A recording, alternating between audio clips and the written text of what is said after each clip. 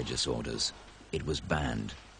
I had to resort to driving down the street and just not looking on one side or the other, so that, just looking at a female would inflame the hormones in my body. And you would just constantly try to find techniques that would eliminate that desire. But unlike monks and nuns, these men and women weren't segregated. And not surprisingly, they sometimes found their thoughts slipping into human territory. If there was a slippage in sexuality, you would say, I had a slippage in sexuality.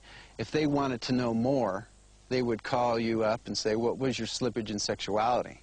But the slippage and having to admit to it and the shame around it, the defeated feeling, like you almost had to go back to square one, was enough for me, and I think I could speak for everybody, to keep them in check.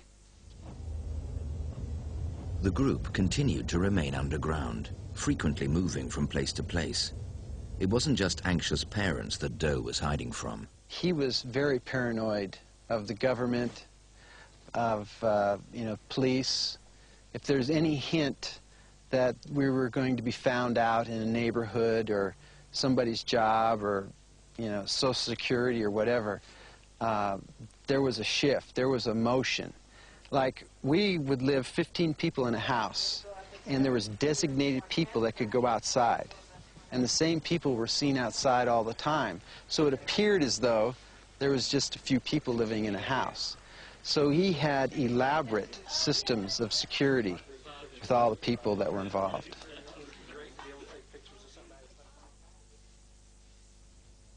In 1985, T, the co-founder of the cult, died of cancer, confounding the theory that you took your body with you to the next level.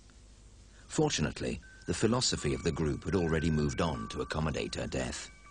T would pick up an angelic body and then return to collect the others at a later date, but would continue to communicate with the group by sending messages that only Doe could interpret.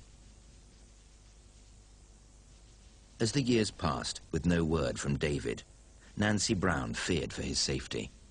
I reached the pit of despair when the Jonestown news broke in '79, and I remember sitting there watching this horrifying sight of bodies scattered around the compound like crumpled leaves.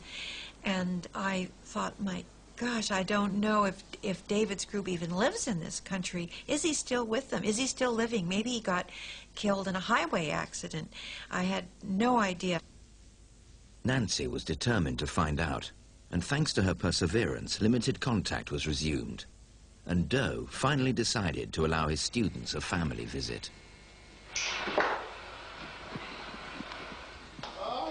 You want me to do some work? Do you rest the house? Let's continue with the tour. Of course, it was absolutely marvelous seeing him. Phone calls are nice, letters are nice, but to actually to see and hug him and talk to him and spend a couple of days together was very, very important to me and to all of us. He looked well, but he looked pale, and he was thin. He explained that they had been fasting. They often experimented with different diets, and the pallor was that they spent a lot of time indoors. Happy birthday to you. Happy birthday, dear David. Happy birthday to you. There's 12 candles for 12 birthday years. I mean, you're backlog years. We're catching up all on an all right.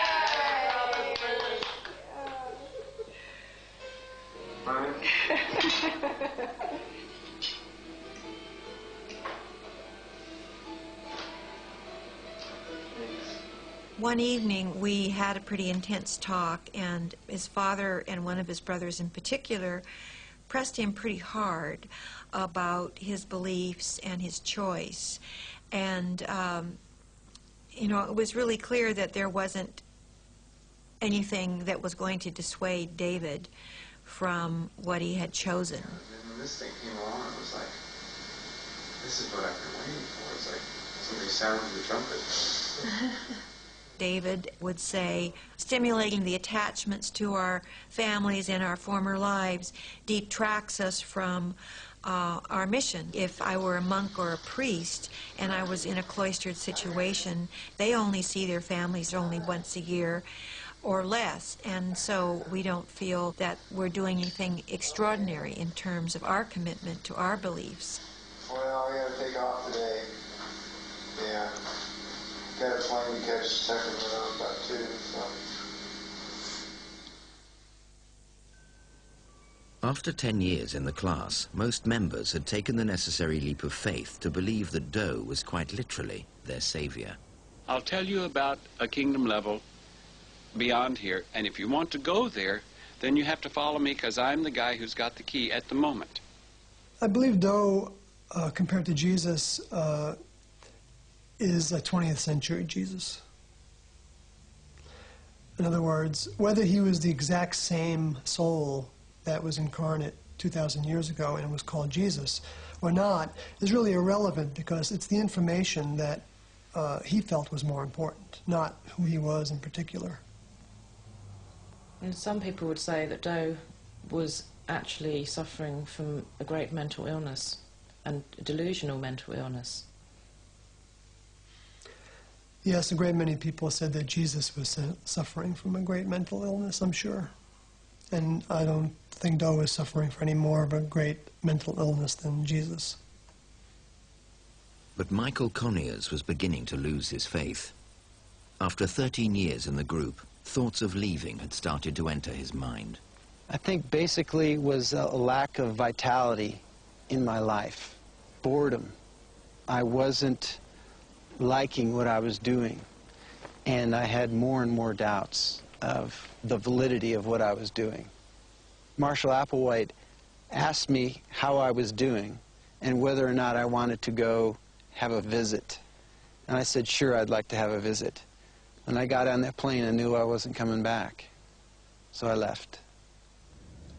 After 16 years in the group, Leanne Wolf was experiencing similar doubts. There were times when I would be alone with myself in the bathroom and just beat my head and just be angry at myself for not being, you know, that perfect person.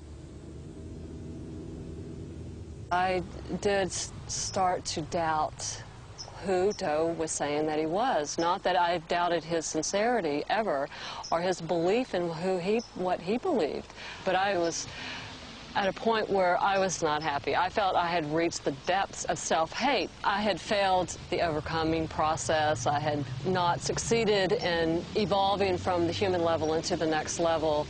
So, you know, you're left with a heavy package of shame and guilt.